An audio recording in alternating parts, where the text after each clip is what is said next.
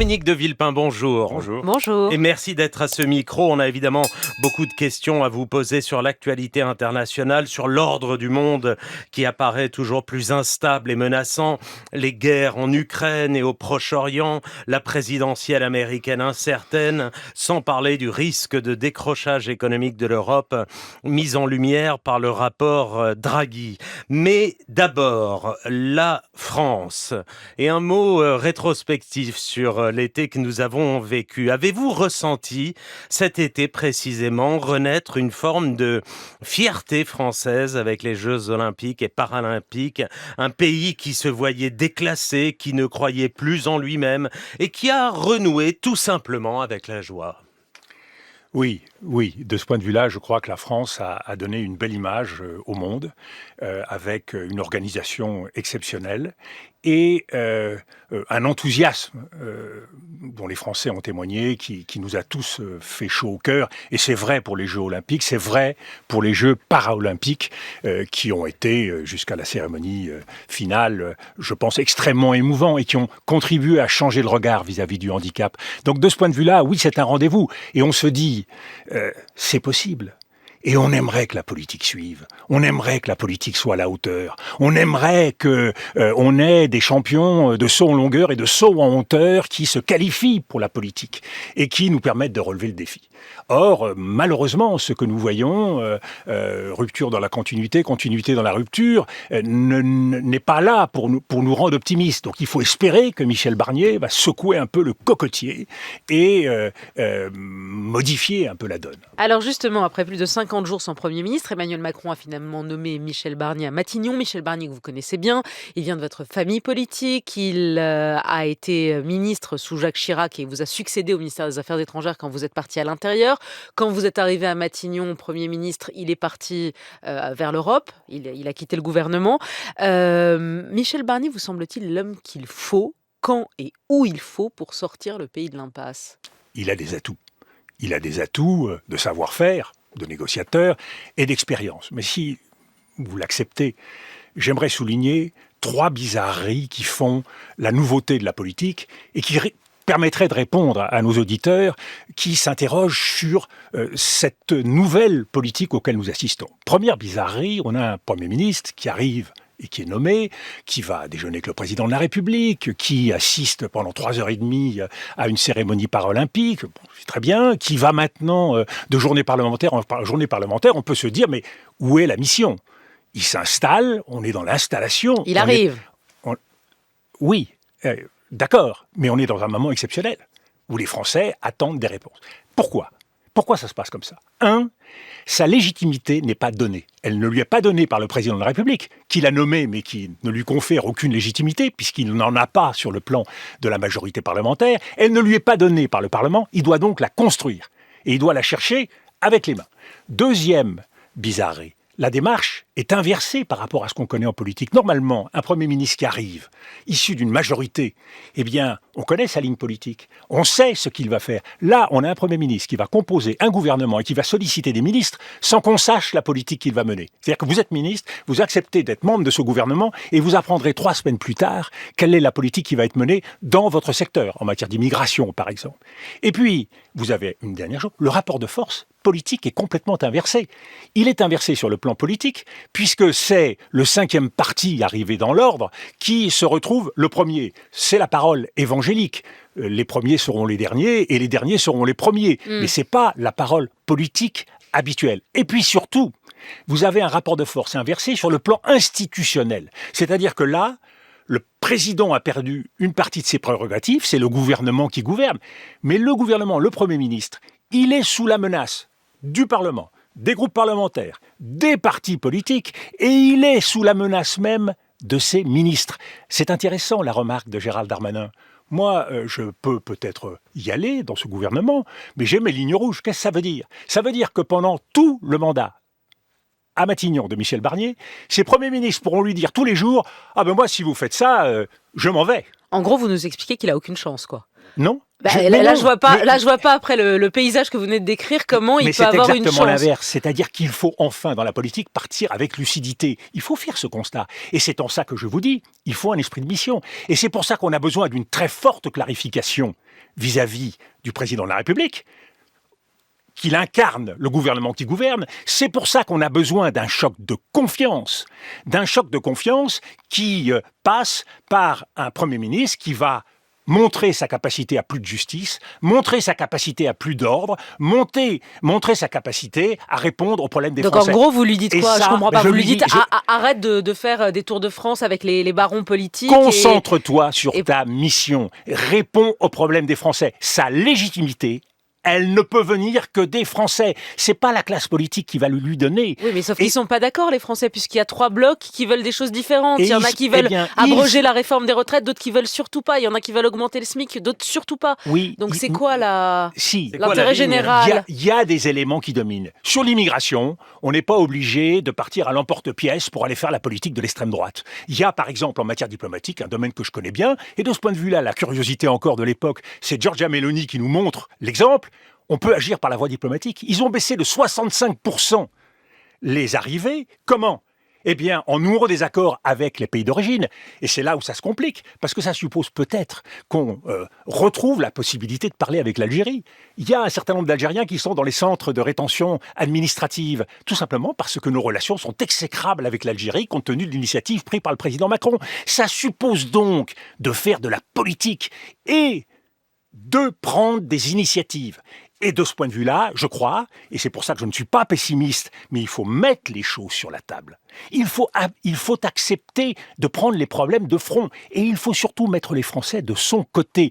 Les Français, ils comprennent rien à ce qui se passe, parce qu'on ne leur explique rien. Ils sont tenus à l'écart. Cette nouvelle donne politique, vous les journalistes, la classe politique, doit leur expliquer les règles du jeu et la difficulté d'avancer, pour pas qu'ils découvrent, gouvernement après gouvernement qui tomberont, eh bien que nous sommes dans un cul-de-sac. Et ils se retourneront alors vers le président de la République. La démocratie, elle doit se faire in vivo, pas in vitro. D'autant plus que nous le savons, le Front républicain a gagné ces élections. Et le parti, Les Républicains, n'y a pas participé. Donc vous voyez bien qu'on est dans une situation ubuesque. Mais alors justement, dès juillet, vous avez appelé Emmanuel Macron à choisir le nouveau Front populaire et Lucie Castet pour gouverner au nom de la tradition républicaine. Il ne l'a pas fait. Est-ce que ça reste une faute à vos yeux? Emmanuel Macron qui avait justifié son refus au nom de la stabilité institutionnelle. Si Lucie Castet avait été nommée, il y avait d'immenses chances qu'elle soit renversée très vite. Ça n'aurait pas été viable. J'ai dit 2 choses avant l'été. La première, c'est qu'il fallait faire les choses avec méthode et dans l'ordre. Et que c'est par hypothèses successives qui ne se réaliseront peut-être pas, que nous parviendrons à créer les circonstances qui feront que les Français, qu'un gouvernement peut-être de Front républicain ou d'union nationale deviendra possible. Toute chose qui n'est pas possible au départ. Donc c'est cette méthode qui n'a pas été acceptée. Et le président de la République, de ce point de vue-là, a brouillé les cartes parce qu'il a fait 2 exercices différents. Il a fait un exercice en chambre, c'est-à-dire, je suppose que si je demande à X, X ne parviendra pas à obtenir l'accord d'Y, alors qu'on sait tous que dans la vraie vie, les choses se passent différemment. Michel Barnier, sur le papier, il a peut-être, en apparence, le soutien du Rassemblement national, mais c'est une parfaite supposition, parce que le Rassemblement national, à tout moment, peut dire « non, ça c'est une ligne rouge, je ne lui donne pas la confiance ». Donc, le fait d'avoir fait de la politique en chambre, et pas fait comme on devrait faire, c'est-à-dire pressentir un Premier ministre, lui permettre d'aller négocier lui-même, pas le président, avec les groupes parlementaires, on a mélangé tout. Plat, entrée, dessert. Oui, enfin, et le fait de se retrouver avec un Dominique déjeuner sans saveur et totalement indigeste, le président de la République en a une part de responsabilité. Et la gauche, elle ne s'est pas enfermée à vos yeux dans une position maximaliste avec la ligne « mon programme, rien que mon programme », et puis sans discuter avec les autres. C'est nous qui devons gouverner, comme s'ils avaient la majorité absolue alors qu'il manquait 100 députés. Mais je trouve extraordinaire ce que vous dites, parce qu'effectivement, on peut cautionner cette remarque. Mais la vérité, c'est quoi ? c'est que la politique, ça se fait en marchant. Oui, la gauche, elle est frappée d'un mal que l'on connaît tous, qui est l'idéologie. Et pour en sortir, il faut la confronter aux réalités. Et qu'est-ce qu'aurait dû faire le président de la République? Qu'est-ce que doit faire aujourd'hui Michel Barnier? Ouvrir les portes et les fenêtres et dire quoi? Vous voulez le chaos? Vous voulez que la France s'effondre? Aujourd'hui, nous n'avons plus de voix sur la scène internationale. On a l'Ukraine qui est en train de s'accélérer et de se dégrader. On a Gaza qui est sans doute le plus grand scandale historique je n'ose pas même trouver de référence et dont plus personne ne parle dans ce pays. C'est le silence, la chape de plomb. Les médias n'en parlent plus. Je suis obligé de googler pour trouver une brève qui me donne des nouvelles du nombre de morts qui se passent à Gaza. C'est un véritable scandale sur le plan de la démocratie. Et tout cela au nom de quoi? Au nom de la guerre. Ah, c'est la guerre, c'est comme ça. Je veux bien, mais c'est pas une guerre tout à fait comme les autres à Gaza, puisque ce sont des populations civiles qui meurent. Donc on est en absurdie. Et la France s'efface. C'est la France qui est en train de payer l'addition. Et ça, moi, je ne peux pas l'accepter. On va y venir. Il y a une question sur Gaza dans un instant, mais juste pour terminer et clore, à vos yeux, la gauche, elle a perdu la séquence, là ? Mais nous perdons tous la séquence. Vous êtes extraordinaire. Pourquoi aller distribuer des points et des mauvais points comme si on était là à tester l'audimat pour savoir qui a gagné, qui a perdu? Nous sommes tous en train de perdre, Madame Lia Salamé. Tous, collectivement. Sauf Michel Barnier. Mais Michel Barnier, mais vous croyez qu'il se lève le matin avec le sentiment de la réussite? Oui, il pourra dire qu'il a fait une ligne sur son CV, mais non, c'est pas que ça. Mais il faut espérer pour lui qu'il puisse faire quelque chose.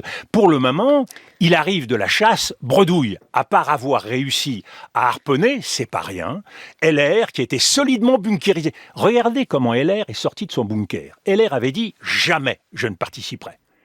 Et là, tout à coup, on a M. Wauquiez qui est intéressé par l'idée de devenir ministre de l'Intérieur, ce qui montre à quel point le syndrome de l'époque précédente, le ministère de l'Intérieur, on pense que c'est le plus grand strapontin pour devenir président de la République, à droite.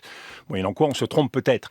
Ça a marché dans un cas. Ça a marché dans un cas, oui, mais l'histoire fait qu'en général... l'autre. Non, l'histoire fait qu'en général, ça ne se répète pas. Les Français apprennent aussi de l'histoire et des erreurs qu'ils ont pu commettre. Donc, de ce point de vue-là, je crois que nous devons collectivement, et pas chercher à montrer du doigt X ou Y.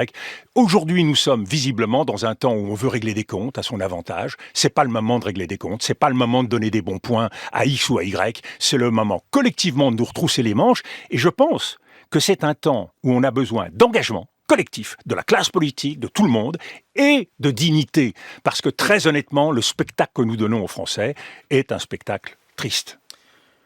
On avance sur le déficit public. Voilà, qui atteint 5,6% du PIB en 2024, peut-être 6,2% en 2025 si la politique budgétaire reste inchangée. Ça, c'est selon une note du Trésor de juillet. Qui vous paraît responsable de la situation, Dominique de Villepin? Lundi, devant les parlementaires, Bruno Le Maire pointait du doigt, s'est justifié de cette manière. Tous ici, tous pendant la crise du Covid, pendant la crise de l'inflation, vous m'avez demandé de dépenser beaucoup plus. Tous sans exception. Vous ne pouvez pas pendant 3 ans tympaniser le ministre des Finances, puis revenir 2 ans plus tard en disant « mais vous n'avez pas suffisamment bien tenu les comptes ». Voilà pour la défense de Bruno Le Maire. Qu'en pensez-vous ? Et rappelons que Bruno Le Maire a demandé une loi de finances rectificative il y a plusieurs mois qui lui a été refusée par le président. Donc là aussi, la responsabilité, oui, c'est celle de l'ensemble de la classe politique, j'allais dire de tout le pays, puisque tout le monde a poussé du côté du quoi qu'il en coûte, et nous savions qu'à la fin, nous tentions non seulement de vivre à crédit, mais de creuser un trou. J'ai été le Premier ministre qui, pour la première fois, s'est chargé d'essayer de faire baisser la dette. Ce à quoi nous sommes arrivés en valeur relative, nous avons fait baisser la dette, arrivé à 64%, nous avons baissé les déficits en dessous de 3%, donc je le sais, c'est possible. Nous avons créé à l'époque une conférence des finances publiques. C'est possible de le faire. Mais il y a eu dans ce pays, à un moment donné, le sentiment que l'argent était à disposition et qu'on pouvait distribuer cet argent. Je pense que le président de la République a une responsabilité particulière. Et le président de la République, il s'est dit, je fais cela parce que il faut essayer de maintenir la croissance. Parce qu'il y a le Covid. Parce qu'il y a le Covid, parce qu'il ne faut pas tuer la croissance, et puis je vais me refaire. Le malheur de la politique, c'est que quand les choses vont mal, il ne faut jamais écarter qu'elles puissent aller encore plus mal après, et que l'on ait à payer l'addition de ce que l'on a décidé. Il n'y a pas que la situation économique en France qui va pas bien, il y a celle de l'Europe. Dans un rapport alarmiste, Mario Draghi, l'ancien président de la BCE, s'inquiète du décrochage de l'Europe par rapport aux États-Unis et par rapport à la Chine qui ne cesse de monter en puissance. Il estime que l'économie européenne est condamnée à l'agonie si elle ne change pas, et il appelle les pays européens à s'endetter ensemble pour faire un grand plan d'investissement de 800 milliards d'euros et investir dans la recherche, investir au maximum, sinon on est mort, dit-il. Le double constat de Mario Draghi et d'Enrico Letta est parfaitement juste. Nous avons depuis 2007, depuis la fin de Jacques Chirac, perdu les 2/3 de notre richesse en Europe par rapport aux États-Unis. Donc nous sommes dans une situation absolument dramatique et on voit bien qu'on ne peut pas se mettre en jachère, on ne peut pas être en vacances ou baisser les bras dans cette période-là, parce que tout s'accélère et que la place de l'Europe, la place de la France est en train d'être jouée. Nous sommes en hémorragie. Nous sommes hémorragiques. À partir de là, il faut nous soigner, prendre des décisions, c'est absolument indispensable. Mais nous voyons qu'il y a entre la France et l'Allemagne est considérablement fragilisée. Son modèle économique est à revoir complètement. Nous sommes divisés et fragilisés. Notre modèle social est à repenser. Dans ce contexte-là, l'Europe n'a pas les moyens d'avancer de façon déterminée. Et c'est pour cela qu'on n'entend plus la France sur aucun sujet. Nous ne sommes plus présents sur l'Ukraine, nous ne sommes plus présents sur le Proche-Orient, nous ne sommes pas présents sur les grands enjeux entre la Chine et les États-Unis, à un moment où les États-Unis peuvent basculer dans toute autre chose et véritablement peser sur la scène internationale. L'élection américaine... Ouais, question simple, craignez-vous le retour de Trump à la Maison-Blanche après le débat Trump-Harris ? Je crains surtout l'accumulation des dysfonctionnements dans une Amérique qui a profondément changé et aujourd'hui on veut continuer à voir l'Amérique telle qu'elle était. L'Amérique est dysfonctionnelle sur le plan de sa société. La société américaine, elle est complètement montée l'une contre l'autre et on voit en permanence tous les sujets la diviser, la discrimination positive, l'avortement, c'est une véritable tension qui règne dans cette société. La démocratie américaine est aussi profondément divisée. Quand on voit que Elon Musk sur Twitter, là encore, domination financière, sur le système démocratique américain, peut peser complètement avec ses moyens dans le sens d'un candidat comme Donald Trump, on voit bien qu'il y a quelque chose qui ne va pas. Mais l'Amérique est aussi dysfonctionnelle sur le plan de sa puissance internationale. Elle est toujours en retard d'une bataille sur l'Ukraine, elle ne fait pas ce qu'elle devrait faire sur le Proche-Orient et sur Gaza vis-à-vis du gouvernement de Benjamin Netanyahou. Elle est donc à la remorque. Et nous, Européens, qui sommes en train de nous diviser, nous ne prenons pas les mesures pour prendre notre destin en main. Alors on continue avec notre sirop d'orgeat à nous gargariser, tout va bien. Non, tout ne va pas bien. Tout fout le camp.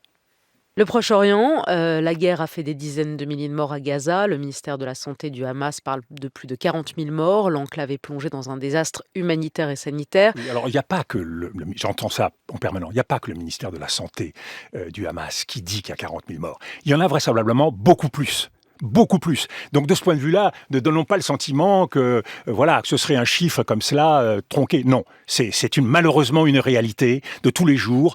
À Gaza, les corps sont en morceaux, les cœurs sont en morceaux, les âmes sont en morceaux, les têtes sont en morceaux. Et l'idée de reconstruire tout cela, alors qu'il n'y a aucune perspective. Il faut quand même voir qu'Israël est en train de créer les conditions d'une réoccupation de Gaza. Que ce soit dans la ligne sud, que ce soit dans la ligne qui coupe au milieu, l'Israël a repris possession de Gaza, la création d'un périmètre autour. Gaza est complètement assiégée. Et donc, à un moment où la Cisjordanie elle-même est en train de se décomposer, on le voit dans le nord de la Cisjordanie et dans le sud de la Cisjordanie, nous sommes devant une véritable cocotte minute. Que faire ? Qu'est-ce que la France doit faire à vos yeux ? Qu'est-ce que l'Union européenne doit faire ? Les États-Unis, puisque les appels au cessez-le-feu, vous le voyez depuis des semaines, ça ne marche pas. Mais que faire ? Nous avons des leviers. Nous avons des leviers en matière d'armement, nous avons des leviers en matière économique. Nous continuons à accepter de commercer avec un certain nombre de territoires où la colonisation israélienne est active, mais nous refusons de le faire sous des arguments qui sont absolument inouïs sur le plan culturel et intellectuel. Il faut laisser Israël mener sa guerre jusqu'au bout. Mais quel bout ? Yoav Gallant, le ministre de la Défense israélien, dit que le Hamas a été éradiqué à Gaza. C'est quoi le bout? Et c'est le même problème en Ukraine et à Gaza. Nous n'avons pas d'objectif politique. Israël n'a pas d'objectif politique. Et quand vous n'avez pas d'objectif politique, la seule chose que vous savez faire, c'est la guerre. En Ukraine, nous n'avons pas donné les moyens à l'Ukraine d'atteindre des objectifs et nous ne connaissons pas véritablement ces objectifs. C'est pour ça qu'aujourd'hui, tout le monde recommence à parler de paix et nous sommes malheureusement exclus de ces discussions. Nous avons vu le secrétaire d'État américain avec le ministre des Affaires étrangères britannique. Où est le ministre français? Où est la France? Elle n'est pas là. De la même façon, à Gaza, il n'y a pas d'objectif politique de la part d'Israël. Il y a un objectif sécuritaire, il y a un objectif identitaire, il y a une folie messianique et ça explique la catastrophe qui nous est donnée à voir. Le monde regarde tout cela et le monde en tire les conclusions et c'est en cela que nous, Français, nous, Européens, nous, Occidentaux, nous sommes aujourd'hui pointés du doigt par un deux poids deux mesures qui ne pourra être sauvé que par le droit international, que par le retour de la justice. Nous aurons à payer comptant, en termes d'efforts et de légitimité, notre droit à reparler et redonner des conseils en matière internationale. Il faudra donner des preuves. Dominique de Villepin, si Michel Barnier vous appelle pour être ministre des Affaires étrangères, vous y allez? J'ai déjà répondu. Ministre des Affaires étrangères, je l'ai été dans un temps où on pouvait être un ministre des Affaires étrangères. Et j'étais la pointe avancée de la politique étrangère de la France à ce moment-là. Et j'avais carte blanche absolue de la part du président Chirac.